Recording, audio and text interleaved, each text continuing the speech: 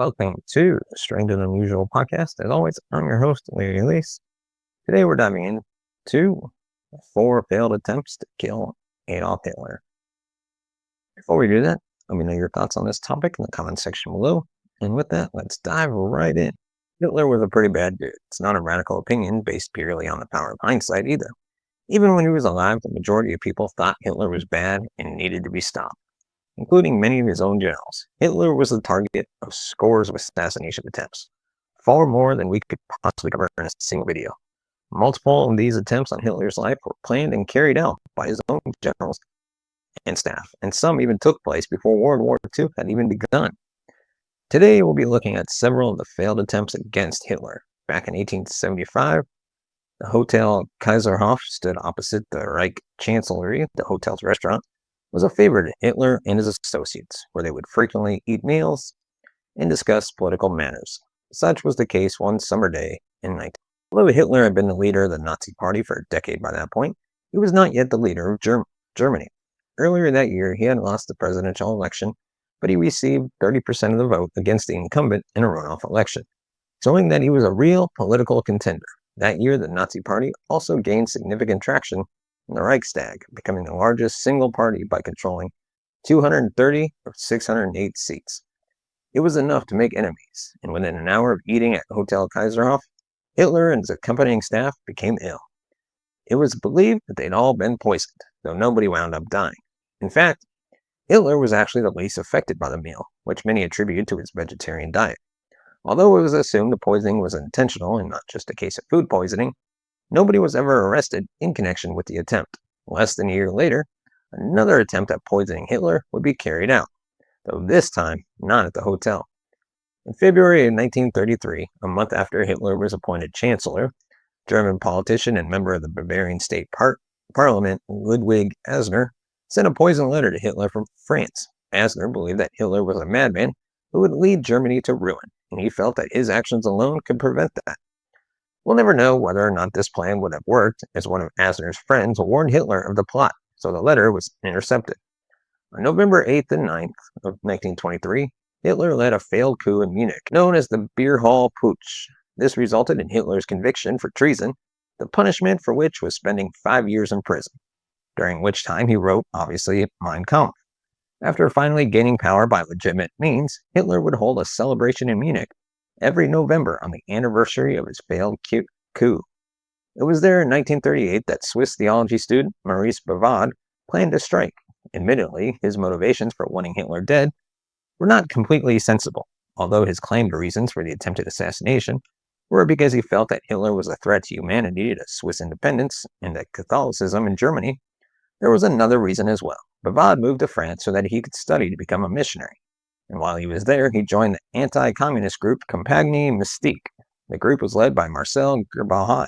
Yes, I know I'm butchering some of these names, who had both exceptional influence over Bavaud and some pretty wild ideas. They believed that when communism was defeated, the House of Romanov would again control Russia.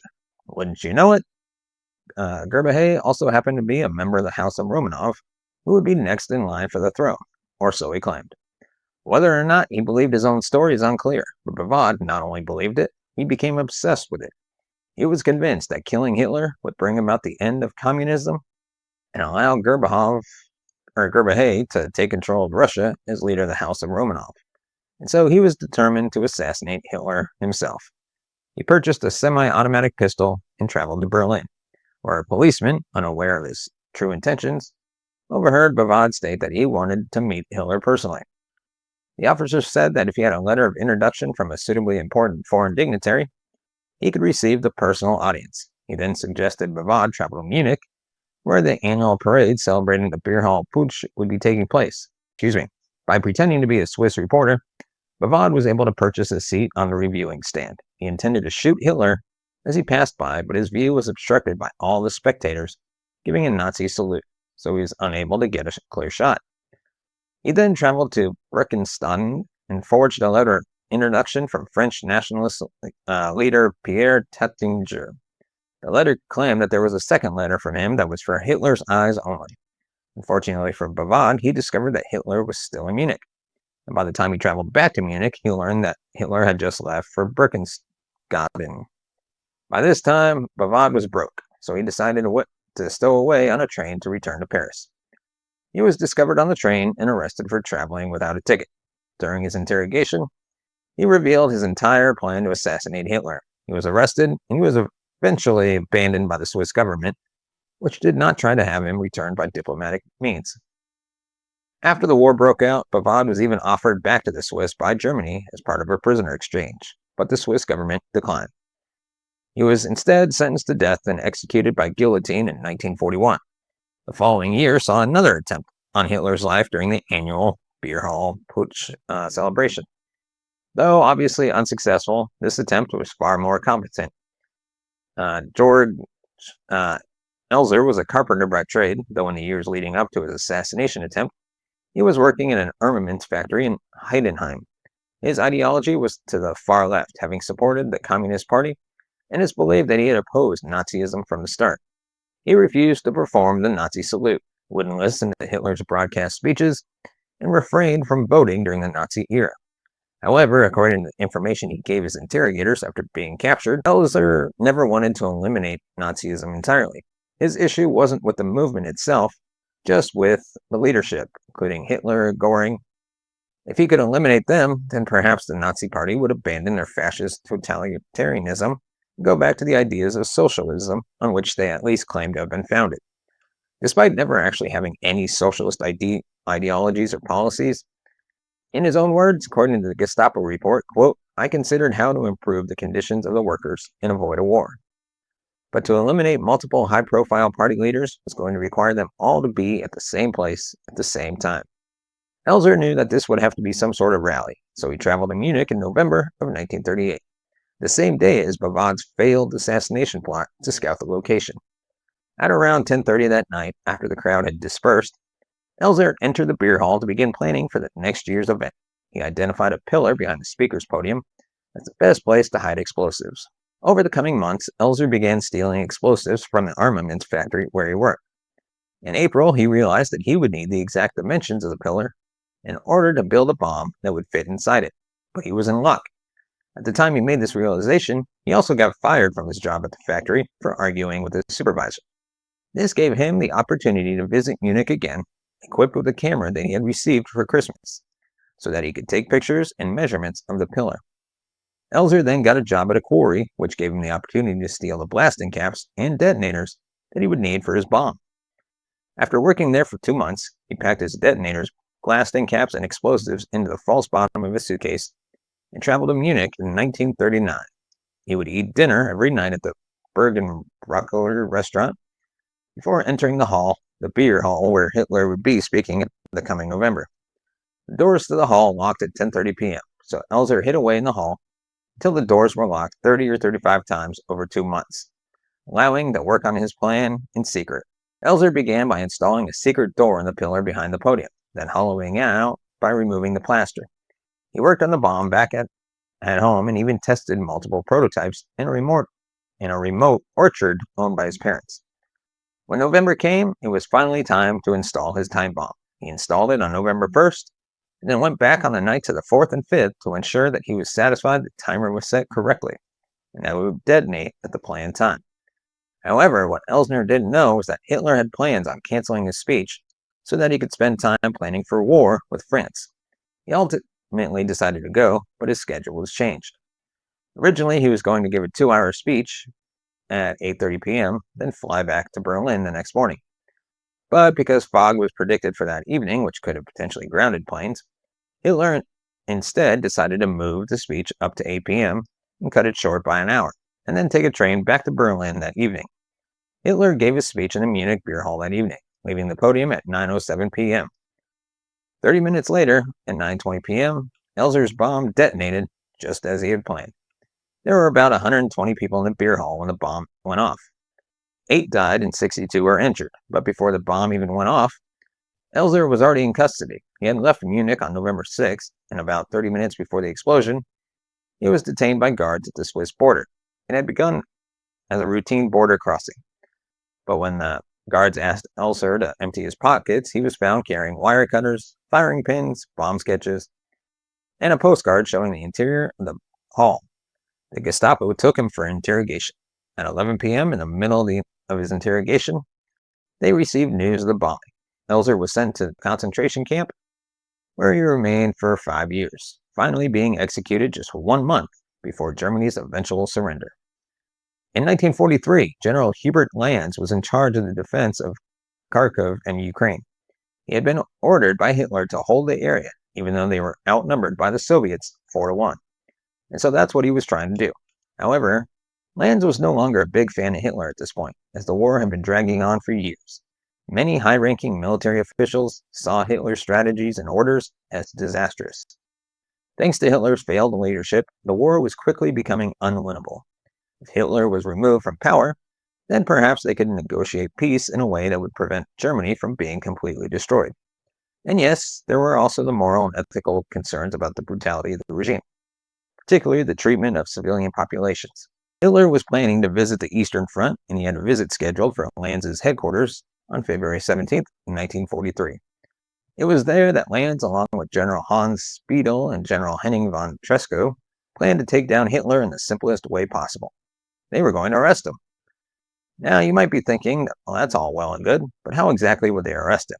Hitler traveled everywhere with his SS bodyguard, so it's not like they could just walk up and place handcuffs on him. But again, they had a simple solution. 1 month earlier, von Tresckow had been ordered to create and subsequently command Panzer Regiment II. So if they wanted to arrest Hitler, all they had to do was surround him and his bodyguards with tanks. And if he resisted, well, the tanks would open fire. It was about as straightforward a plan as could be, but it never came to fruition. When February 17th rolled around, Hitler decided to visit General Erich von Manstein's headquarters instead of going to Poltava. But Speidel wasn't done yet, as he was one of the co-conspirators in the most famous assassination attempts against Hitler by his own generals. In 1940, General Friedrich Albrecht developed a plan known as Operation Valkyrie. It was an emergency continuity of government plan designed for use in the case of internal disturbances in emergency situations. The idea was essentially to use the reserve army to maintain order domestically in the event of too much turmoil within Germany. This plan was approved by Hitler, and only he, Albrecht, chief of the Army Reserve, Colonel General Friedrich Fromm, could initiate Operation Valkyrie. But in 1943, a new plan was devised, an altered version of Operation Valkyrie. Conspirators within the German military realized that the rather mundane and standard contingency plan could be used to mobilize the reserve army, disarm the SS, and arrest the Nazi leadership, taking control of Germany away from the Nazis. All they had to do was eliminate Hitler and then let the military chain of command do the rest. The revised Operation Valkyrie was designed by Major General Henning von Tresckow, complete with the bulletins that would be released immediately following Hitler's death. Spiedel's part in this plan was to covertly get Fromm to join the conspirators, which he succeeded in doing. With plans to seize control of the government from the Nazis in place, all that was left was the elimination of Hitler. This is where Colonel Claus von Stauffenberg came in. Stauffenberg had been severely injured in battle, resulting in the loss of his left eye, his right hand, and 2 fingers on his left hand. He was sent back home for rehabilitation, and by this point, Albrecht was both a committed member of the resistance movement against Hitler and now Stauffenberg's commanding officer. Though many generals and other military personnel had been conspiring against Hitler because of his poor military decisions. Stauffenberg joined the resistance for primarily moral reasons. He had been raised Catholic and believed that murder was bad, but he came to the conclusion that murdering Hitler would be less morally corrupt than allowing him to continue his plans. He had come to the realization that a coup was necessary before even being introduced to the existing conspiracy. But there had always been a singular source of frustration for him. He was in no position to carry out the coup himself. But now that he had met the right people, it was all about to change. On July 1st, 1944, Stauffenberg was appointed Chief of Staff to General Fromm at the Reserve Army headquarters in Berlin. This meant that he would be able to attend Hitler's military conferences at the Wolf's Lair, Hitler's reinforced bunker and military headquarters on the Eastern Front. He knew there was little time to waste, and the plan had to be enacted as quickly as possible. Stauffenberg was armed with a briefcase bomb for which he would have to set a slow fuse before the meeting started. Multiple false starts occurred because there were multiple targets. The conspirators agreed that Hitler, Heinrich Himmler, and Hermann Göring all needed to be killed simultaneously if Operation Valkyrie was going to work. This proved difficult as Himmler rarely attended these conferences. On July 15th, all three were in attendance, and Stauffenberg set the bomb. But Hitler was called out of the room. Stauffenberg was able to retrieve and disarm the bomb without detection. Then, on July 20th, he would finally get his chance to try again, when all three men were sure to remain in the room before the conference began. Stauffenberg asked to use the washroom so that he could change his shirt. While this was mostly meant as a cover story, it was also necessary. It was a hot summer day, and he had sweat through his shirt. Nobody wanted to be a sweaty, disheveled mess in front of the Fuhrer. After changing his shirt, he began priming the bomb with a 10-minute fuse. There was supposed to be a second bomb under the care of Lieutenant Werner von Haiften, but Stauffenberg's missing hand, eye, and fingers meant that the priming process was slow. So he did not have time to prepare the fuse for the second bomb before the meeting began. Upon entering the conference room, Stauffenberg placed the briefcase bomb under the table near Hitler. A few minutes into the meeting, he received a phone call from one of the co-conspirators as a means to get him out of the room before the explosion.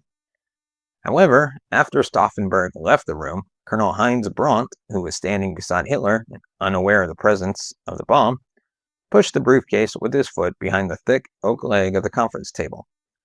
When the bomb went off, Brandt was killed, but with the briefcase repositioned so that the table would absorb the majority of the blast, Hitler survived with only minor injuries. Fearing that the conspiracy had been traced back to his office, General Fromm turned on his co-conspirators. Within 12 hours of the assassination attempt, Stauffenberg and others were executed by firing squad. Fromm had hoped to save his own life with these actions, but it didn't work. He was arrested the next day and executed in March of 1945. Thank you so much for watching and listening. If you want to leave us a review on Spotify, or of course, hit that like button if you like our videos. And if you want to see more, hit that subscribe button so you'll be notified of future videos. And of course, thank you so much to our sponsor, Fastest VPN. And with that, thank you so much for watching and listening. We'll see you next time.